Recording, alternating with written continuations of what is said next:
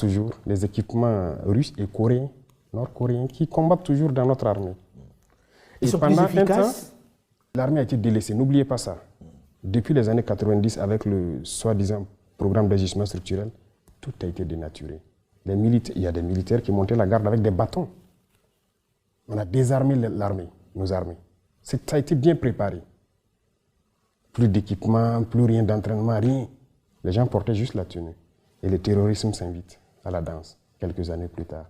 Et ça chante sur tous les médias, ils sont incapables de lutter, on viendra les aider. Et le terrorisme ne fait que gagner du terrain. Aujourd'hui, avec la Russie, la relation est d'abord stratégique. Ça, je pense que vous le comprenez beaucoup mieux que nous. Et avec la Russie, il n'y a pas cet équipement que nous souhaitons payer avec eux, qu'ils ne vendent pas. Les autres nous font des restrictions. Ils vous disent que vous ne pouvez pas acheter ce type d'armes? Bien sûr. Or, les Russes vous vendent tout ce que vous voulez. Tout ce qu'on veut. Jusqu'à l'instant T où je vous parle, on nous bloque des licences de certains avions. Il y a des types d'armes qu'ils ne vont jamais nous vendre. Et comment on vous l'explique, ces restrictions? Ça vous, je pose la question, où est l'amitié? Qu'est-ce qu'ils veulent? Il y a beaucoup de pays, les Russes, les Chinois, les Turcs, les Coréens, ainsi de suite. Il n'y a aucune restriction. Avec l'Iran, tout ce qu'on veut, ils vont nous faire le point. Si on peut payer, on paye. Mais avec ces États qui étaient là, soi-disant nos amis, il y a des restrictions. Il y en a même qui sont arrivés à nous dire qu'ils ne peuvent rien nous vendre qui est létal. Ah oui? Oui. Donc vous faites la guerre, vous ne pouvez pas tuer celui qui est en oui, face les de vous. terroristes, lui, nous tuent, mais nous, on a peut-être le devoir de ramasser des cailloux, peut-être même le caillou est létal. Tout ce qui est létal, qu'ils ne nous vendent pas. Voilà leur principe. Alors aujourd'hui, avec la Russie, qu'est-ce qu'ils prennent en retour? On sait bien qu'il n'existe pas d'amitié entre les États. C'est toujours des intérêts. Chacun vient pour ses intérêts.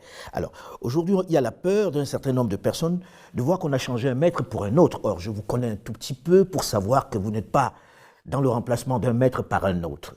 Que vous donnez-vous aux Russes, très concrètement, pour qu'ils soient là? Est-ce qu'ils prennent des minerais? Comment vous les payez? Est-ce que vous êtes en train de vendre une portion du territoire? C'est quoi le deal? Si c'était ça le deal, de quitter vraiment un maître pour un autre, on préfère mourir. Parce que quand on dit la patrie ou la mort, ça a tout son sens. Non, ce n'est que du média mensonge encore. Et malheureusement, on avait même vu des chefs d'État qui sont tombés dedans, qui sont allés raconter du mensonge, soi-disant qu'on a donné des mines à des Russes, à notre partie sud. Archi faux. Il n'y a rien de donné aux Russes? Archi faux. Même pas une mine? Pourquoi donner? Si les Russes veulent une mine, on a le code minier. Ils viennent s'intégrer dedans. On leur donne le permis, ils payent les impôts et ils font tout ce qu'ils doivent faire comme les autres. Mais avec quoi vous payez alors les Russes? Ils ne viennent pas pour vos beaux yeux. Ah oui, avec quoi on les paye? D'abord, les Russes sont arrivés quand au Burkina, c'est la dernière fois que des instructeurs sont venus parce qu'ils doivent venir instruire les militaires sur des équipements. Et c'est avec tous les pays d'ailleurs. Ce n'est pas les Russes seulement. Quand on signe un contrat pour acquérir un équipement, on signe le contrat avec la formation. Il y a plein de Turcs ici. Pourquoi ils n'en parlent pas? Qui, eux, sont spécialisés dans les drones, plutôt. On a payé des drones avec la Turquie, avec un contrat d'assistance. Il y a plus d'un an. Tout le temps que nous sommes là, il y a des Turcs qui sont là. Pourquoi on n'en parle pas? Ils sont là, ils nous appuient. Ils ont formé nos équipages en Turquie. Ils viennent ici, ils les assistent.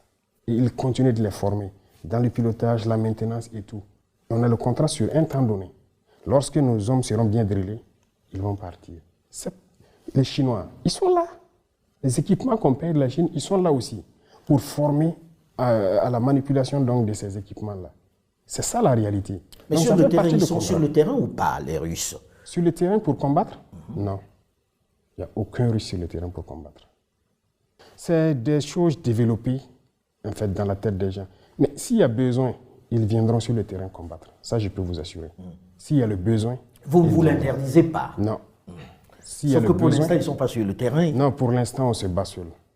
Ils nous appuient en termes de formation sur la logistique, formation tactique et tout. Ils nous appuient sur ce volet. Alors, j'avais posé la question, avant qu'on ne fasse une digression, sur votre bilan aujourd'hui sécuritaire. Parce qu'on a vu quelques mouvements de certaines populations qui s'impatientent un peu. Et puis, comme vous l'avez dit, le peuple est très résilient, mais à un moment donné, ça suffit. Alors, qu'est-ce que vous avez fait de façon à ce que les Burkinabés puissent dire le président Traoré est arrivé et il nous a réglé tel ou tel problème en interne. Ça, nous on ne parle pas.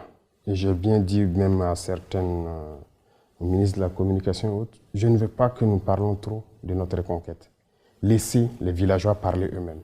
Il y a plusieurs villages qui ont été réinstallés, des écoles qui ont ouvert dans plusieurs zones. Mais souvent, le fait de dire qu'il n'y a pas d'avancée, ça amène les villageois eux-mêmes à faire des vidéos pour dire aux gens, c'est faux, vous mentez. Nous, en tout cas, on a quitté il y a tant d'années, mais on vient d'arriver, on est en sécurité. C'est dernièrement qu'il y a eu quelques reportages pour vraiment confirmer que les gens auraient pu... Il y a des déplacés qui sont rentrés chez eux. Qui même vendent aujourd'hui leurs activités de produits maraîchers sur le marché. Ça veut dire qu'ils sont rentrés il y a plusieurs mois, ils ont eu le temps de cultiver, ils ont fait plusieurs, des écoles ont ouvert. Parce que vous êtes passé à l'offensive ou parce que les VDP? L'offensive, c'est avec les VDP, bien sûr. Vous savez, je parlais tout de suite de patriotisme et de logistique. C'est le deuxième volet qui nous faisait défaillance. Mais écoutez, quand vous prenez par exemple l'attaque de Djibo en novembre dernier. Absolument. Dès qu'il y a eu l'attaque, il y a eu la riposte des éléments à Djibo et les vecteurs aériens. Dès le lendemain, des bataillons d'intervention rapide ont fait mouvement vers Djibo, avec le ravitaillement, et on continue et on marchait sur la base de Baraboulé, la base terroriste de Baraboulé, où on n'a jamais été depuis 2019.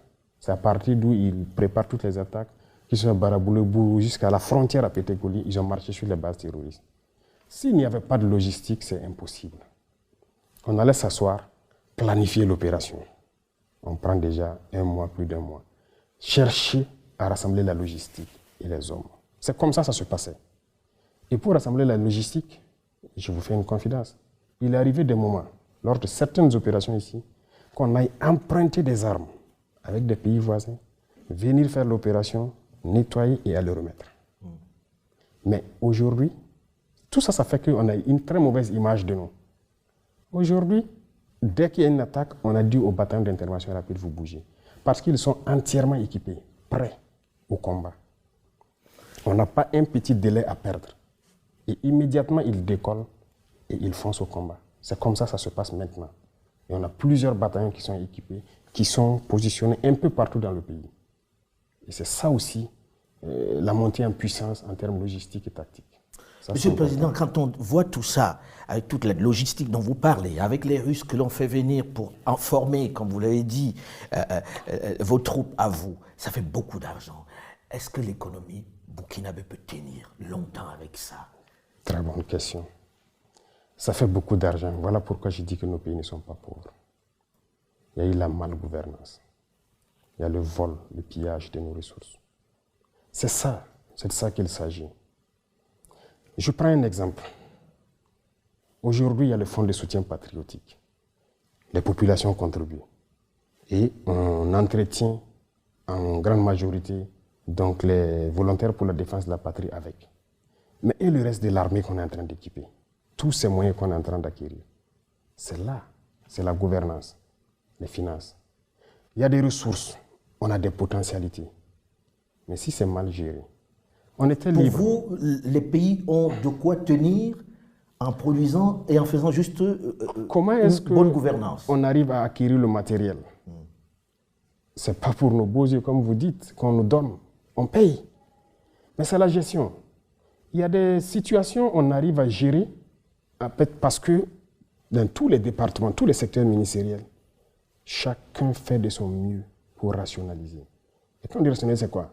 Vous savez, il y a cette habitude de corruption au haut niveau, de surfacturation, parce que lorsque quelqu'un fait les élections, surtout en Afrique ici, c'est comme une entreprise.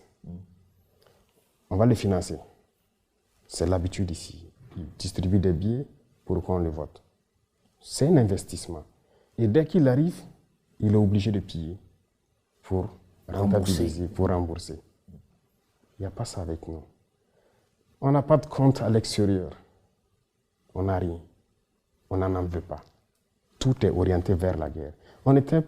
Si vous prenez le domaine du pétrole, vous savez que l'État subventionne le pétrole, les produits pétroliers, l'essence, le gasoil, pour que les Burkinabés payent ça moins cher.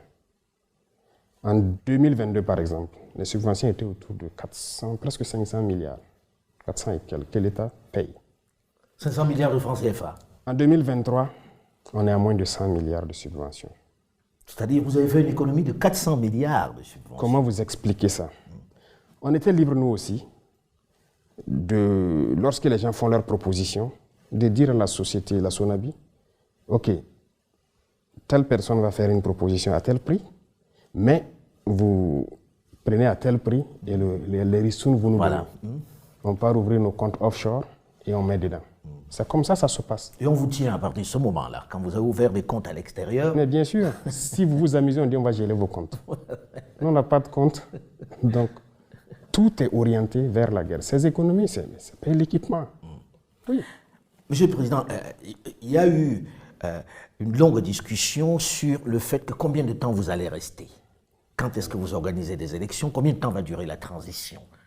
Est-ce qu'aujourd'hui, vous avez une réponse à ça ou vous pensez que ce n'est pas la priorité? Pour vous, jusqu'à quand le capitaine Ibrahim Traoré est aux affaires et va organiser des élections pour laisser son fauteuil? J'allais vous poser une question en retour, avant de vous répondre. Mais je ne suis pas là pour répondre aux questions, hein, monsieur. C'est un débat et ça fait plaisir. Si aujourd'hui, dans 6 mois, on décidait d'abandonner le peuple, vous, en tant qu'homme très objectif et conscient de notre situation, qu'est-ce que vous allez dire? Quel serait votre commentaire? Honnêtement, je préfère m'abstenir, même si vous savez le fond de ma pensée. D'accord. C'est pour vous dire que c'est fatigant souvent. C'est fatigant, mais la seule chose qui nous fait tenir, c'est l'amour du peuple. On se nourrit là-bas, on s'abreuve là-bas. Depuis que nous sommes là, nous n'avons jamais pris un seul jour de congé. En tout cas, tout l'exécutif. Et vous imaginez quand vous dites ça, les hommes politiques se disent, nous c'est notre métier, puisqu'il y en a qui en ont fait leur métier, on a envie de revenir à la démocratie, on a envie de revenir au Parlement avec des gens qui sont élus, on veut faire parler le peuple. Qu'est-ce que vous leur dites? Qu'on va rester comme ça ou bien qu'on va mettre sur pied un modèle nouveau qui va permettre peut-être de remettre tout sur les rails? Leur métier, ils ont appris où ce métier? Nous ne voulons pas que les gens apprennent ce métier d'ailleurs et venir l'appliquer ici. Nous voulons créer un modèle. Parce que la manière de faire les choses ici, ce n'est pas la bonne manière. C'est comme je vous dis. D'abord, il y a beaucoup d'accords que vous voyez que nous sommes en train de dénoncer. Et beaucoup d'autres sont à venir. Ah oui, la révolution sur ce volet n'a pas commencé d'abord.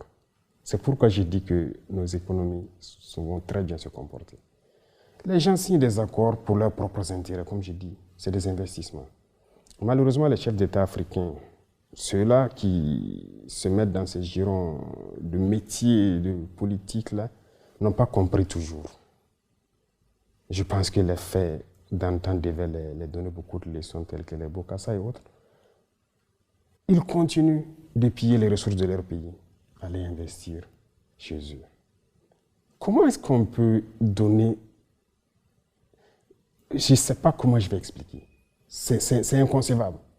Mais pour vous, Monsieur le Président, aujourd'hui, il n'est pas question de parler d'organisation d'élections, de fin de transition?